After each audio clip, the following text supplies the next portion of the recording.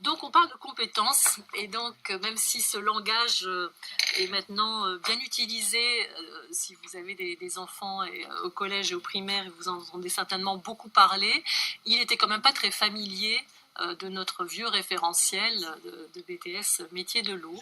Et donc, on s'est permis de vous redonner quelques définitions des compétences parce que c'est quelque chose qu'on apprend un peu dans le temps et pour lequel je dirais qu'on n'a pas eu tous les mêmes approches selon qu'on parle de compétences professionnelles ou de compétences acquises en milieu scolaire. Donc cette définition-là, qui est la définition donc, du Parlement européen, donc, dit que c'est un ensemble de connaissances, d'aptitudes et d'attitudes appropriées au contexte.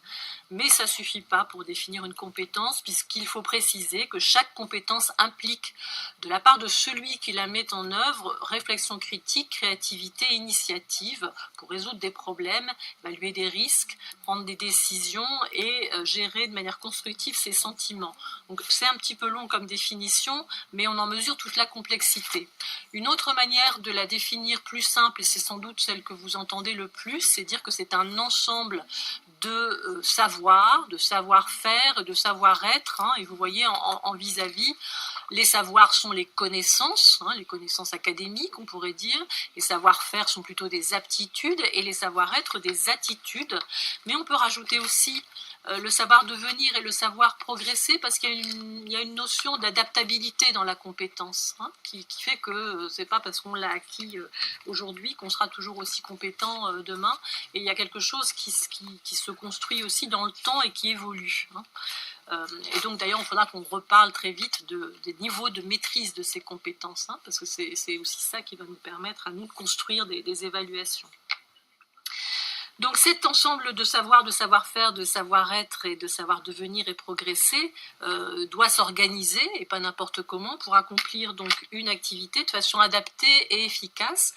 Et la grosse propriété, je dirais aussi, de la compétence, c'est d'être transférable et de mobiliser des ressources à la fois internes et externes, donc à un moment donné, dans une autre situation, et à partir du moment où on arrive à transférer, eh bien, on peut dire qu'on est compétent, à condition évidemment de donner la réponse adaptée.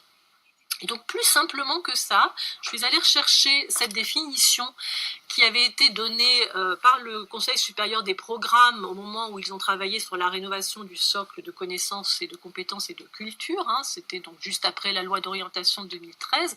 Donc ça, c'est un texte de l'Éducation nationale qui parle de la scolarité obligatoire, mais qui dit déjà, et je pense que c'est plus accessible quand on le lit comme ça, donc les élèves s'approprient des savoirs, acquièrent des compétences dans tous les grands champs de l'expérience et de la connaissance, et dans cette perspective, les connaissances ne sauraient s'opposer aux compétences conçues comme capacité à mobiliser des ressources, donc des savoirs, mais également des savoir-faire et des savoir-être, devant une tâche ou une situation complexe.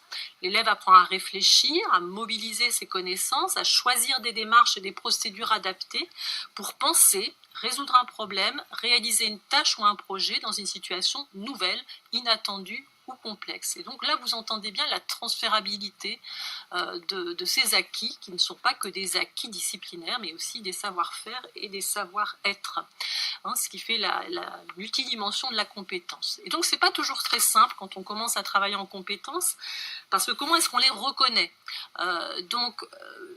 On reconnaît qu'on mobilise une compétence quand on mobilise des ressources externes et internes, donc ses propres savoirs, mais aussi des outils, c'est ça par exemple une ressource externe.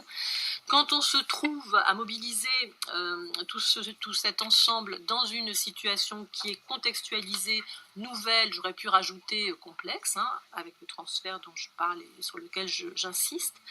Autre manière d'identifier une compétence, c'est quand le chemin qui est choisi par l'élève ou l'étudiant, pour répondre à la question qu'on va lui poser ou à la situation problème, son chemin est personnel, est autonome, c'est-à-dire que vous ne le guidez pas, et qu'il n'y a pas qu'un seul chemin du coup pour y arriver, et que ça appelle forcément une production propre de la part de l'élève ou de l'étudiant, sinon c'est de la reproduction. Donc il y a toujours un agir de la part de l'élève ou de l'étudiant, sinon il reproduit. C'est pour ça que je prends toujours comme exemple légender le schéma du cœur, j'ai pris parce que ça tout le monde comprend bien, ce n'est pas une compétence. Parce qu'il n'y a pas 36 façons de légender un schéma du cœur et de mettre des mots dans les espaces prévus pour. hein. Donc ça, c'est pas une compétence, et vous voyez bien que tous les étudiants, a priori, qui auront su faire cet exercice, auront suivi le même chemin, c'est de la reproduction. C'est pas une compétence. Comprendre que n'est pas une compétence non plus, hein. Donc, ces compétences sont souvent définies par des verbes d'action, hein. Vous verrez que là, ce n'est pas très compliqué parce qu'on est parti de compétences professionnelles qui répondent à une tâche, mais on va devoir y travailler, évidemment, quand on va évaluer les épreuves de nos étudiants, puisqu'on travaillera sur ces compétences et on essaiera de les évaluer sur des sujets d'écrit ou sur des supports qui ne seront pas forcément professionnels, mais desquels on essaiera de se rapprocher le plus possible. Donc voilà, je passe rapidement parce que je pense avoir, en tout cas si vous avez des questions vous me le direz, mais je pense avoir été assez complète sur cette définition. Donc en gros, pour décrire des compétences, il faut 3 éléments. Il faut préciser ce qui doit être fait concrètement. Il faut les donner, le contexte et les conditions de réalisation, hein. C'est ce qu'on a fléché tout à l'heure en disant quelles sont les situations où on va mettre en œuvre les activités et les tâches, hein, donc dans quelle situation on va mettre l'étudiant, et puis donc des indicateurs d'évaluation qui sont définis par critères par exemple, et avec des niveaux de maîtrise, et les niveaux de maîtrise c'est ce qui vous permet de donner des indicateurs de performance, hein.